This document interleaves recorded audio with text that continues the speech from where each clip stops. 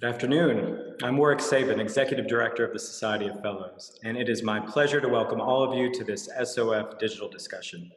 I hope you and your loved ones are healthy and safe, and I want to thank you for being part of the Society of Fellows. Now, every organization and enterprise has had to adapt to the new circumstances forced upon us by the current pandemic, but cultural institutions are particularly challenged because the experiential aspect of art, music, dance, and other forms of expression is at the heart of what they do. And while the Metropolitan Opera and Jazz at Lincoln Center fall in that category, it's worth noting that the opera arguably pioneered the virtual presentation of live music when it introduced radio simulcasts many decades ago.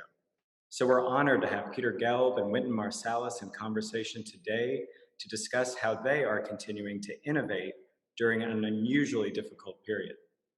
Now, Peter Gelb has been the general manager of the Metropolitan Opera since 2006, and he's launched several initiatives to revitalize opera and connect it to a wider audience.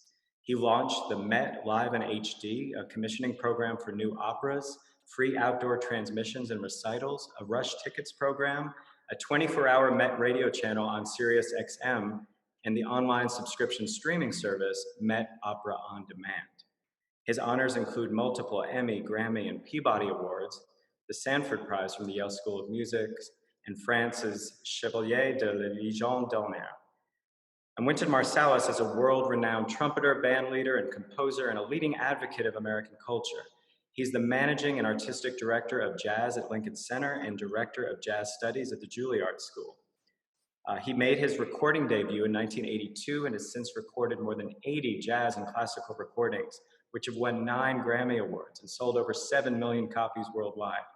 In 1997, Wynton became the first jazz artist to be awarded the prestigious Pulitzer Prize in Music for his oratorio, Blood on the Fields. And as with all of our SOF digital discussions, Peter and Wynton will be glad to answer your questions after the initial conversation. And you can submit your questions anytime by simply clicking the Q&A button at the bottom of your screen and typing them in. And if you encounter any problems during the event, please email the SOF hotline and our team will be glad to assist you. So Peter and Wynton are going to be in conversation for the first 20 or 30 minutes, then I will pose your questions to them for the rest of the event. But before they begin, they asked us to play this short video.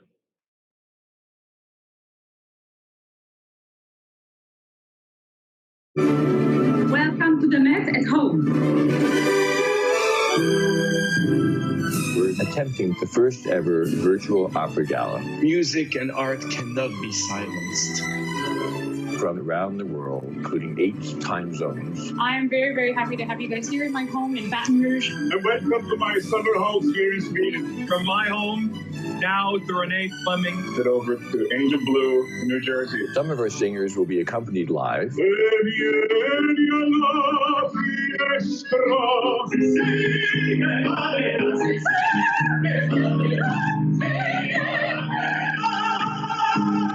If I can help somebody as I pass along, mais j'entends une voix qui me crie, sauvez-moi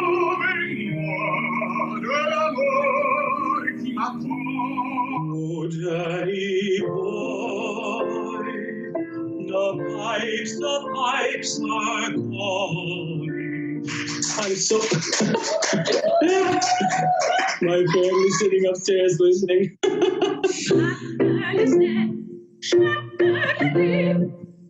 Others will be singing live to pre-recorded piano tracks.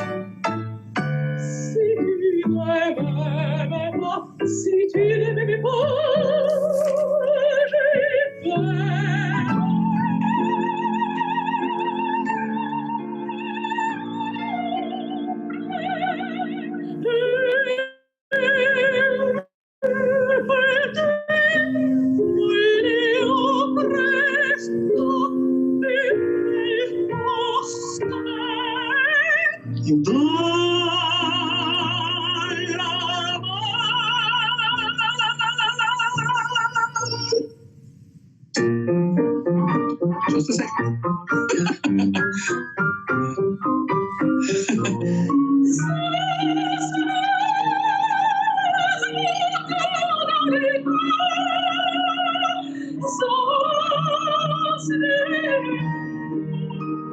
There'll also be a few special pre-recorded performances.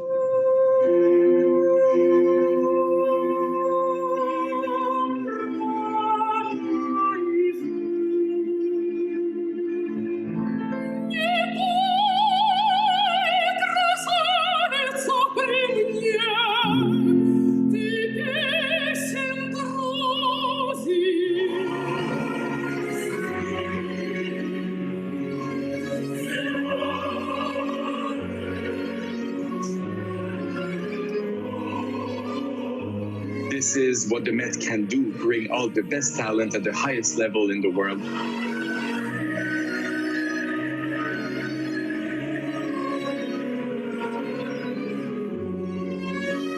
The voice must be heard.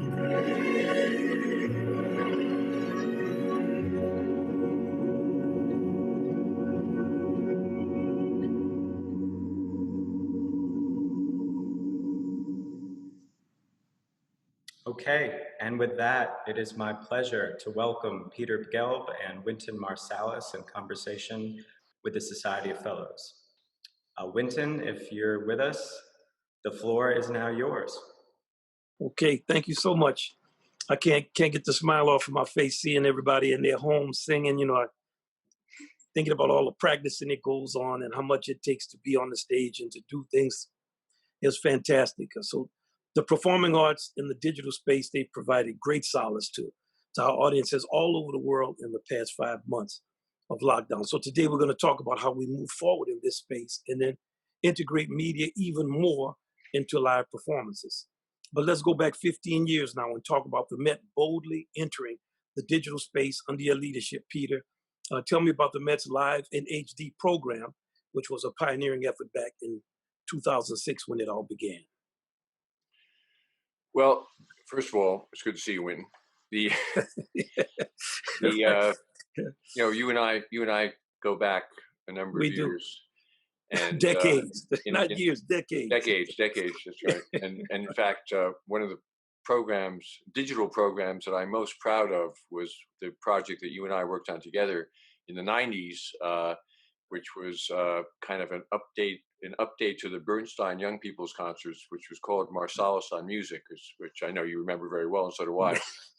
Yes, and which we shot at Tanglewood as a 4-part series, which was looking at the time of how to take advantage of digital electronic technology to make art more accessible. And I think both of us basically in our different ways. You as a great creator, and me as a producer, and you of course are a producer too. But we've been trying in our lives to make art more accessible, to make it reach more people, and to use all means possible to do so, including the electronic means. When I came to the Met in 2006. I was very well aware of the Met's legacy of going back to my illustrious predecessor, Giulio Gatti Casazza, who was the most long-serving manager of the Metropolitan Opera, who, towards the end of his tenure, on the heels of the Great Depression, devised the National Met Radio Network in 1931 or 2, as a way to connect the Met to the broadest possible audience at a time when the Met needed to broaden its support. And that's really I think what made the Met a national cultural institution. So when I was appointed to my position, and of course my own history has bisected with the Met at times earlier in my career. I was the producer of the Met's television and audio programs in the late 80s. But when I became the general manager in 2006, I was determined to use new technology to further this pioneering effort that the Met had been engaged in for decades, and that's really what inspired the way the Met connected with audiences not only nationally but internationally through its live in HD movie theater transmissions. So when you first started, there was a lot of carping about the fact that the digital presentation would cannibalize the live audience. Did you find that to be true? Is it like it is for sports? Well, I mean, certainly the goal was to do the opposite, and I think I mean the initial idea behind this was that this was a way to solidify the Mets and enhance the Mets' relationship with its audience. There was a certain amount of cannibalization that took place, but it was if there's such a thing as good cannibalization,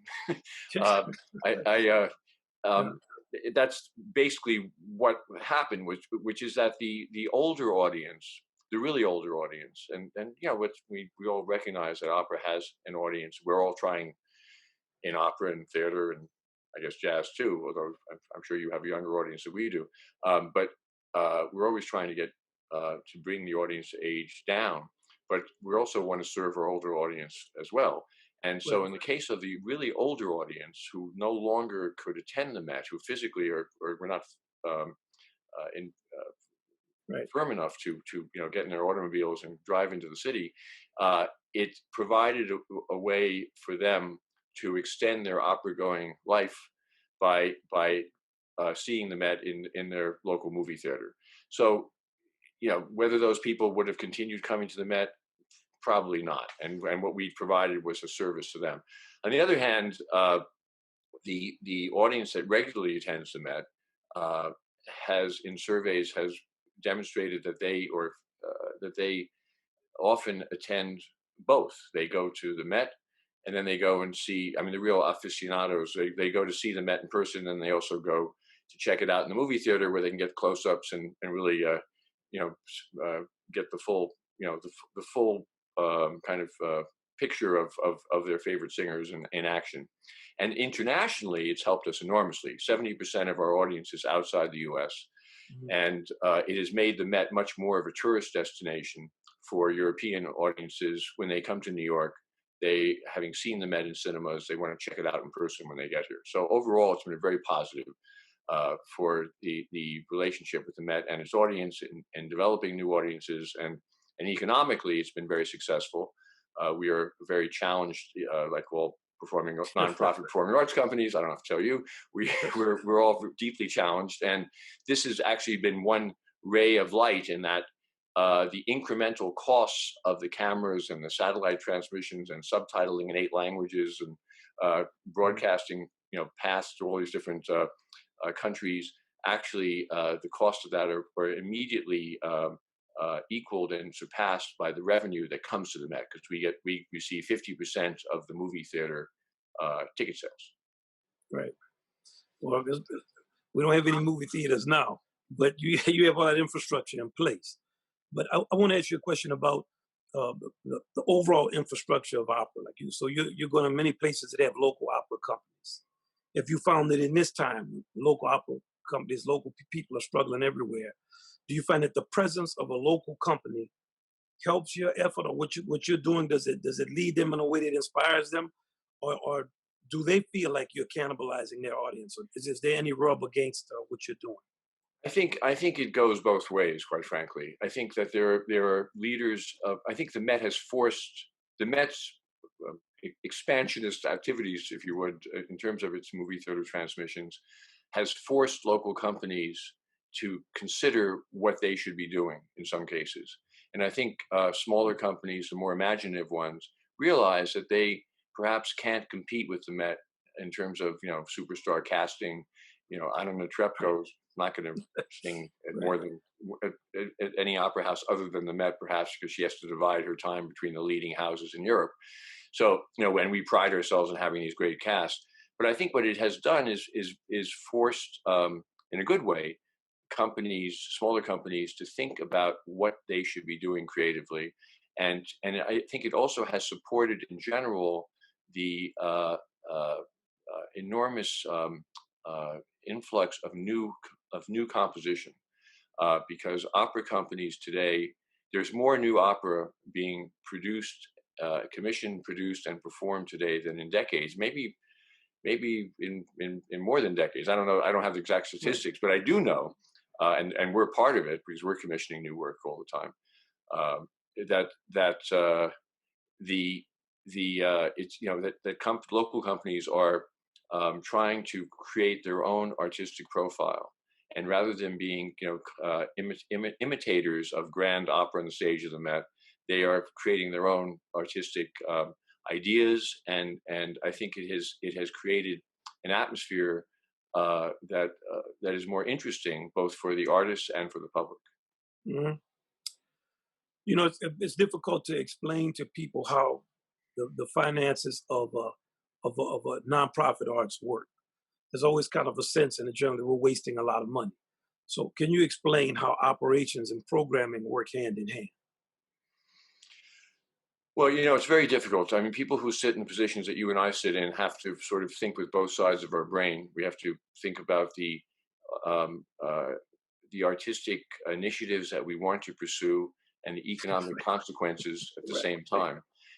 But on the other hand, I think the more innovative, the more successful, the more imaginative we are, the more attractive we become, both to audiences in terms of buying tickets and to donors who have to support our efforts. Since it's impossible for a large nonprofit organization like the Met, which is the largest opera company, the largest nonprofit performing arts company in the United States, if not the world, to break even without additional support. I mean, the somewhere over the 137-year history of the Met, economically things got really out of balance. I think what's interesting about companies like the Met and orchestras and other performing arts companies who don't have large endowments compared to the relative size of their operating budgets is that they were all created with the idea that they were supposed to be making money without financial support.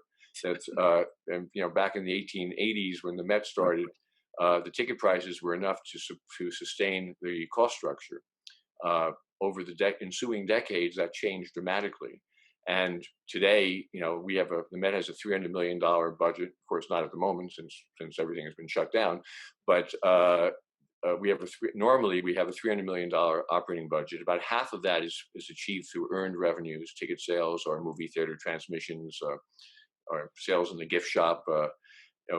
Whatever, drinks at the bar, and the other half is achieved through donations because we have very generous supporters. But this is one of the areas that we struggle with all the time, is how to sustain an institution that relies so heavily on donations. And it's why we're trying, particularly now in the health crisis, as we wonder about how the company will return. And when the audience will return, we're really working very hard to figure out how to realign ourselves economically so that we can ensure a future for us. What are some of the things you're thinking about, like larger vision things that will be innovative enough and also will be practical enough for you to be able to actually raise your earned income, and also welcoming your oldest people back, and they're the most at risk of the pandemic. So you got like kind of three opposite things. You got a lot of deals that have been in place for decades that you have to deal with too. You deal with a lot of unions. So how are you? Tell me, what do you take me into the crystal ball? Well, I wish I had a crystal ball. We have 15 unions at the Met. We have, as I said, close to 3,000 people working at the Met. Most of them are union employees.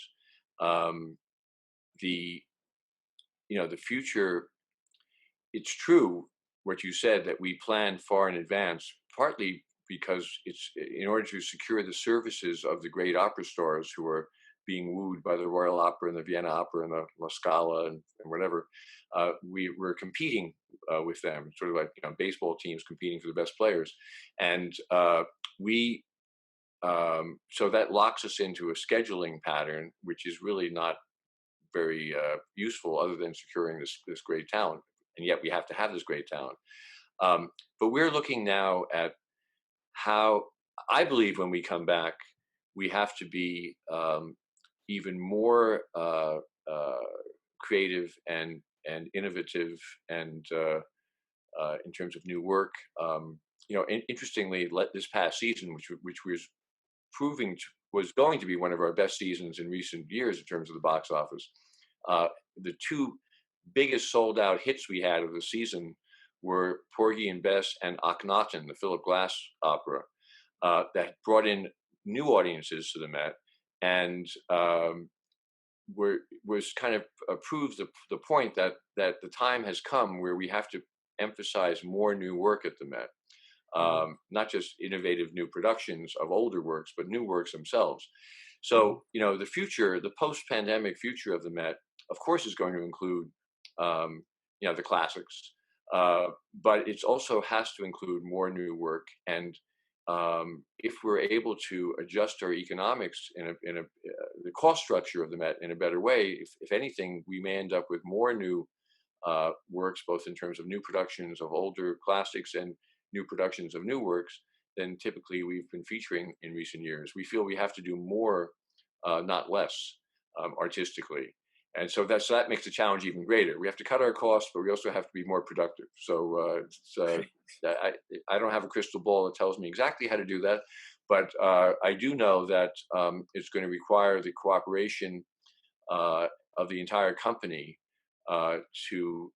including all of our union members and the unions who represent them, to really understand that their livelihood is inextricabably intertwined with the Met's ability to draw an audience, to maintain our donor base, and draw new donors, and it requires, unions are very important, but they also sometimes provide kind of a mechanism of protection, of mental protection, so that people don't face the reality. And one of the problems with nonprofits is there's this kind of magical thinking on the part of the people who work for them, and that, if we were a for-profit company, we would not be in business, or we would show our P&L balance sheet to our employees and say, look, we have to cut our costs by X number of dollars, or we can't possibly survive.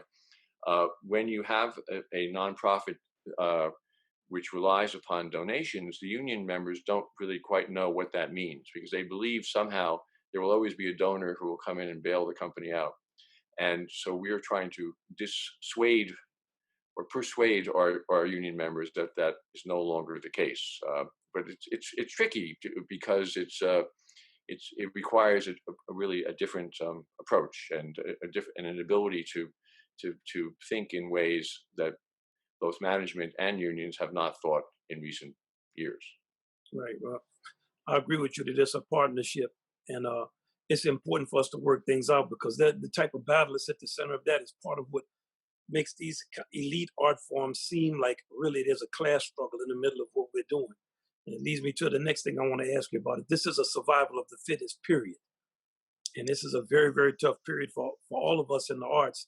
And we go back to the age-old question. The arts have been under a kind of continuous assault by popular culture. There's not really education, and there's always the thought that it's for older people. It is not for young people. Young people are always excluded from a concept that includes any type of artistic experience. Do you think that art forms that lose money, do you feel like there's some way they should be more considered in general education?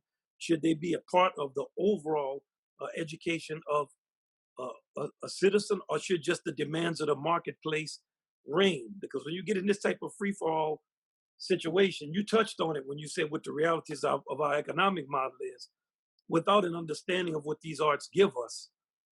And you can sit down for 2 or 3 hours to hear a piece and people singing all that, when you could go to a DJ show and just they put in a thing that's a light show and a rave and all of that. We have headwinds that are connected to the way we educate our younger people. So how are you thinking about that? And how you think about it in this new environment where a lot of education will also be online? Well, it's interesting. Everything you just said, or these are all questions that swirl around inside of my head all the time.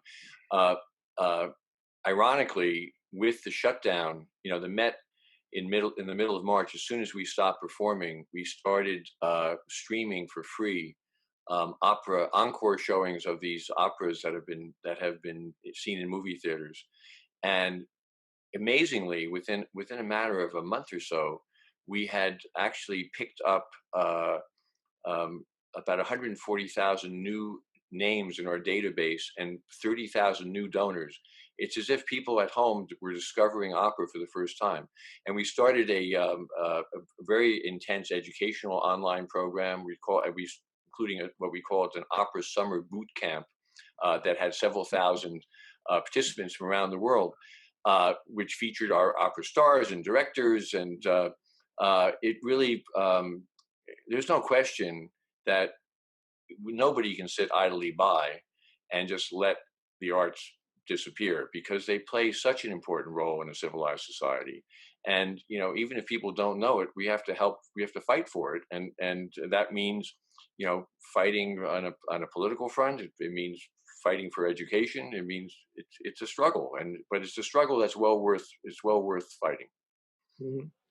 I'm glad to hear you say that, because it's a fight, that we all have.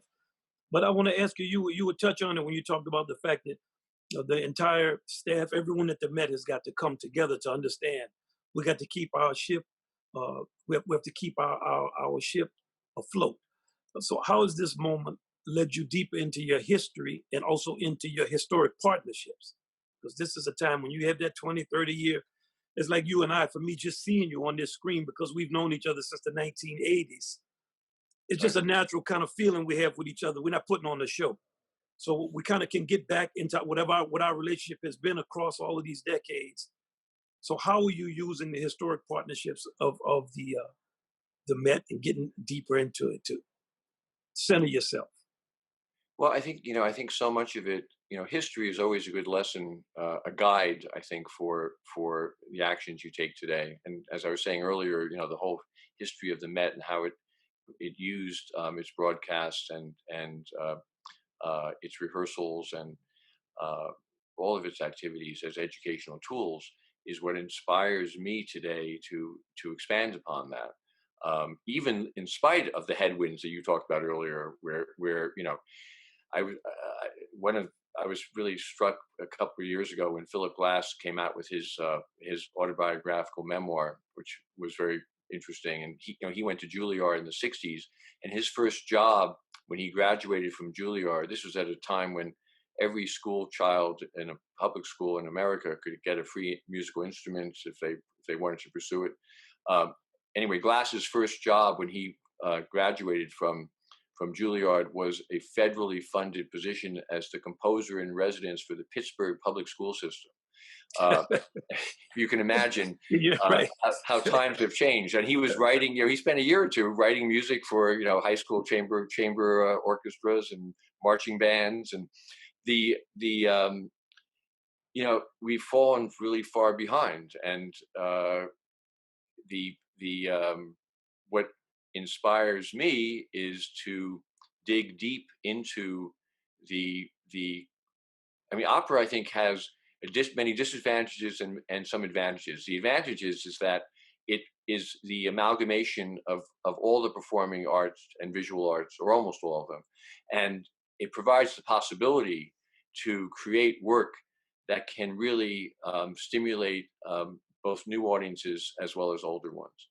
And, I've made a real concentrated effort and will continue to make even greater efforts working with my colleagues at the Met to draw upon the greatest talents in the world to create experiences that are relevant to audiences today, but without pandering to them, to stimulate rather than just to coast along.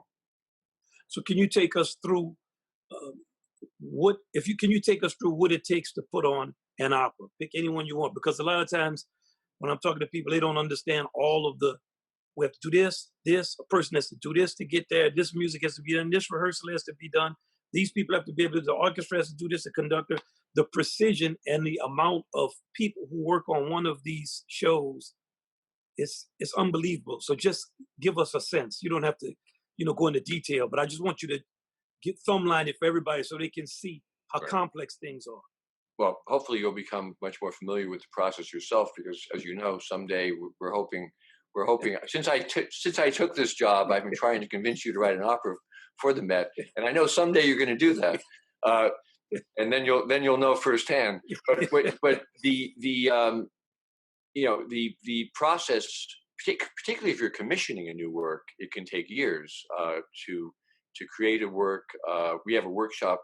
One of the things that I set up when I arrived at the Met was a commissioning program for younger composers, and to develop a new work, which is not that much different from a Broadway musical, developing a new musical, except there's a lot more moving parts to an opera. Opera, particularly on the stage of the Met, where we have an orchestra that can be as large as 100 players. We have a chorus of 80. We have dancers, actors. It's a huge undertaking, a logistical undertaking of enormous proportions. And that's why also typically when we are creating new productions, complex new productions, or new commissions, we try as often as possible to start them in collaboration with other companies where we can actually start them away from New York. Sort of like, because in opera, unlike Broadway, there are no previews. So so for us, the preview process is served by finding a willing partner. For example, we have this terrific new opera by one of the most gifted young American composers, Matthew O'Coin, who has written an opera about the Orpheus legend from the perspective of Eurydice. And we commissioned this work. First, we put Matthew at the time was young enough. He's still very young, but he was unproven. So he agreed to be in this commissioning program of ours.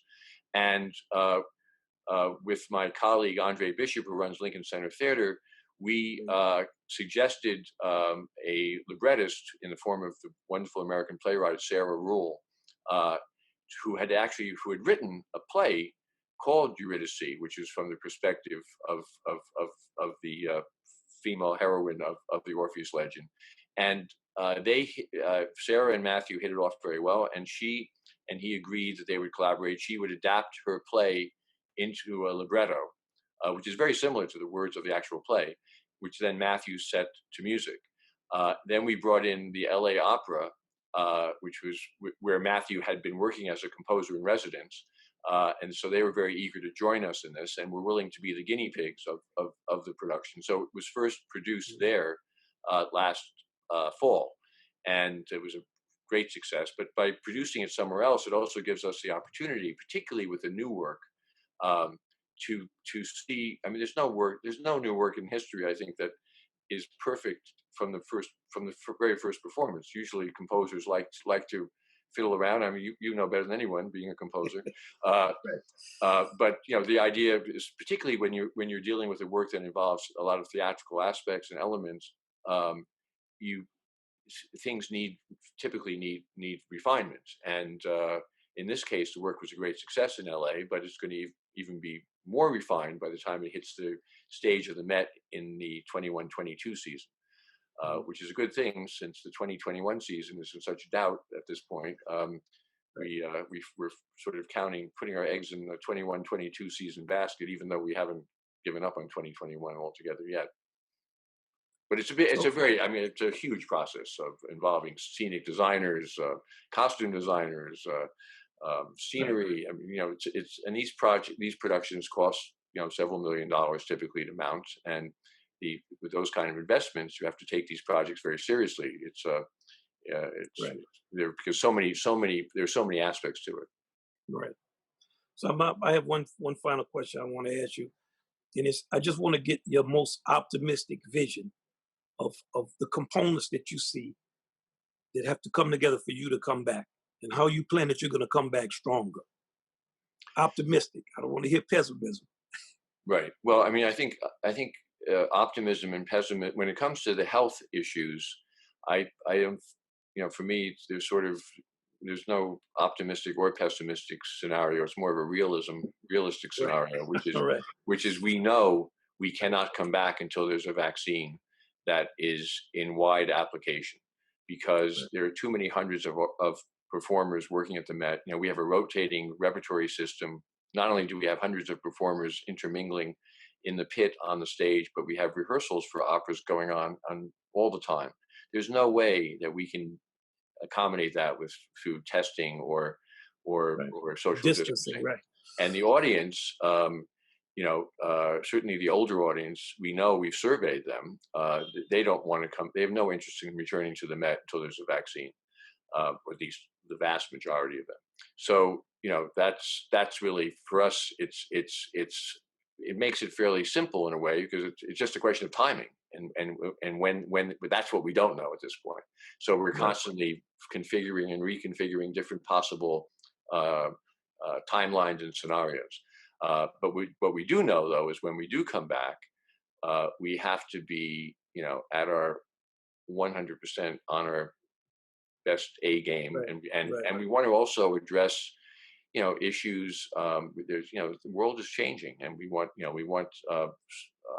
opera cannot stand still in the past. As I said before, we're looking at a lot of new work. We want the pieces that we present on the stage to have impact for an audience today, or an audience of tomorrow, and people are feeling differently, I think, now than they did before. So we have to try to be tuned in to what the audience wants. That ultimately, any performing arts company, any producer can only succeed with an audience on their side. So we have to make sure that we get them with us. Right. Well, how much of it is based on you educating the audience and leading them where you want them to go, or you just following them? Because if you're gonna follow them, it's easy to figure out how to do that. Well, I don't think it's so easy, actually, because I think anybody who tries to follow an audience ends up losing out in the end. It depends on. I remember years ago when I was working for Sony, the record label. I remember meeting with an executive at Sony Pictures who told me that this year they're only making movies with happy endings. Because they had several failures or tragedies that had failed, and only happy ending movies were working. Obviously, if we only try, if there was a successful formula in the arts, then we'd all be following it. And what does not work is you can't follow an audience. On the other hand, you don't want to offend them. You want to stimulate them. Right. And I learned a lot of hard lessons when I came to the Met, because I've tried, because we have more than one audience. We have a very conservative older audience, and then we have a younger audience that wants new and innovative things. So I find myself sometimes feeling like I'm walking on a tightrope. But I'll tell you one thing, though, is that I know for sure is that if you don't take bold programming steps, you can't succeed. You have to believe that you can offer the audience something that maybe they haven't even thought about themselves, and that's when things really work. I mean, when you can stimulate an audience and make them, opera at its best is a wonderful cathartic experience that is so meaningful to the people who attend when it works, and certainly following is not the answer. Right. Great. Well, it's been a pleasure, man. Nothing but deepest love and respect. It's an honor to talk with you. I know we got some questions we're gonna bring in. And great talking to you, Wynton, as always. Great. And hang with us, Wynton. You might get some of the questions too. I want to thank you. It was a great conversation. I want to remind our audience that if you do have questions for Peter and Wynton, you can just use the Q&A button at the bottom of your screen, type in your question, and we will try to get to it. But I'm going to start off with a question from our member, Jean Golden, sort of on the subject of new ideas. She says, in going forward post-pandemic, what about the idea of bringing Broadway shows to the Met and bringing the Met to Broadway theaters as a way of stimulating the development of new and younger audiences? Well, I guess that's a question for me. So, there are a number of opera companies in the country who have had the luxury of being able to produce Broadway shows or touring Broadway shows, but they don't. They're not in New York City. So, we are in the capital of the theater world, or one of the capitals of the theater world, and I think the Met was not acoustically designed to be a Broadway theater. Right next door to us is Lincoln Center Theater, which is putting on revivals and new musicals. In fact, one of the shows that they were about to open, which was developed in our joint commissioning program, was this opera intimate, a Parrell, based on a play by Lynn Nottage, the African-American playwright, who also adapted her work into a libretto that Ricky and Gordon composed. We liked the whole idea. We have brought the Met to Broadway every opening night since I've been the head of the Met has been transmitted live into Times Square, and all the screens in Times Square and the stairs that make up the half-price ticket booth are filled with people, and the screens are filled with the Metropolitan Opera broadcast that night. So certainly, and we bring Broadway to the Met in the form of the finest directors and designers. People like Bart Scher, who's directing our new Rigoletto, and that will be in a couple of seasons from now, and some of the great directors from the West End, and many of the leading designers who are Tony Award winners, costume designers like Kathy Zuber, who's won like 6 or 7 Tony Awards, regularly designs costumes for the Met productions. So we are very closely attuned to Broadway. Excellent. Well, and kind of moving into a different subject, and I really do think this is a question that maybe both of you could address in your respective positions, but we've got a lot of questions about youth engagement. And I know both of you have sort of alluded to that throughout the course of the conversation, but people are asking about, how do you compete with, the technology when all the kids are on TikTok? How do you, get them stimulated when, per the point you made earlier about Philip Glass, that we don't have the same kind of education happening in the schools that you once did. Is that the role that a Metropolitan Opera and a Jazz at Lincoln Center can play? And I know you're playing it, but a little more detail and a little bit more color about how you're inspiring the youth of today, I think is of interest to our audience. I think Peter can answer it. I mean, I did education with him, so that was almost 30 years ago. So I think Wynton and I both are trying to pursue different ways. I know there must be significant educational programs that Jazz at Lincoln Center continues to operate. One of the things that I started when I came to the Met was, and maybe it can't compete with TikTok, but was the idea of having a reduced English language production for families during the holidays. So we started with Julie Taymor's Magic Flute, which we cut down to 110 minutes. And if you came to the Met during the holiday season, it's sort of our answer to the ballet's Nutcracker. You'd see an audience full of, and hopefully we'll see this again when the health crisis is over, full of parents and grandparents and their kids. We're developing now an English language Cinderella opera, which will be ready in a couple of seasons. We are pursuing. We have a program which brings thousands of school children from public schools from all boroughs to the Met to come to dress rehearsals, and that was a program that began long before I came to the Met. The only thing I did when I got to the Met was I instead of having the children sitting up in the family circle and the patrons sitting down in the orchestra, I tried to reverse it a little bit so the kids were closer to the stage, so they would actually get closer to the action. But we are committed to educating kids. The thing is, as Wynton and I were remarking earlier, it's a lot harder when you don't have the support of the government and the educational system. We are living in a world where the companies like Jazz at Lincoln Center, like the Metropolitan Opera, are the ones who are doing the heavy lifting here. Not to say we shouldn't, but we have absolutely zero help from the public. I shouldn't say zero help because the right. Public school system in New York certainly cooperates and wants and likes what we're doing, but on a federal level, there's really no That's assistance right. whatsoever. Yeah, I agree with Peter.